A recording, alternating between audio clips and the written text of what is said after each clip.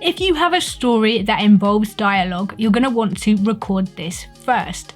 So get your voice warmed up or get your voice actors in the studio, and you're going to record all of the lines before you even start. Make sure that you get the performance that you want, you get the words said the way that you want, and then we're going to break that dialogue down into the mouth shapes that are required to say those words. This is essentially doing lip syncing. So how do you do this? Well, when we speak, our mouth makes different shapes.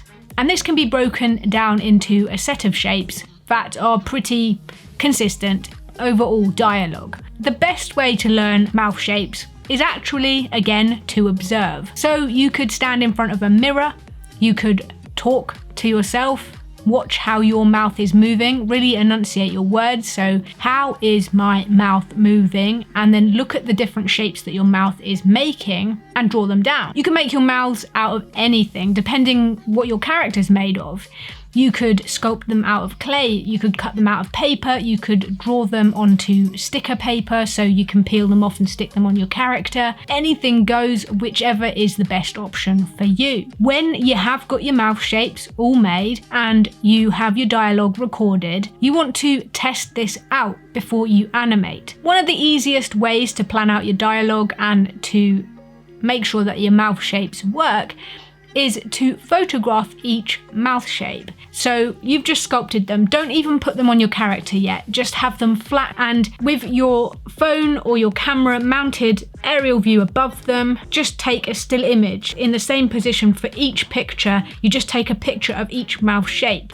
Now you're going to have a sequence of stills and each still is going to have a different mouth shape. You can look at my sheet for reference for the sounds each mouth shape make, so whether it's an ooh or an ah or an e, label each picture with the sound. You can then pull your audio and these images into a video editor and you can line up the images with the words, play with the sequence to try and get the mouth shapes to look correct for the words that are being spoken. So essentially you're doing stop motion but just with the mouths, and you're doing it in the computer because you're just placing the images in the correct places. Once you are clear of where the mouth shapes are going to be, you can write this all down on a prompt sheet, sometimes called an exposure sheet or a dope sheet. So you have the frame numbers at the side and then you write which mouth needs to be on your character, and this means that when you're animating the real thing you can put the correct mouth on and your lip sync's going to line up with your dialogue. Now if that sounds a little bit too much, you're not sure if you can actually animate a character and change the mouths all at one time, you can always put the mouths on digitally afterwards. So you could create drawn mouths that you line up on top of your character in post-production. That can be another way of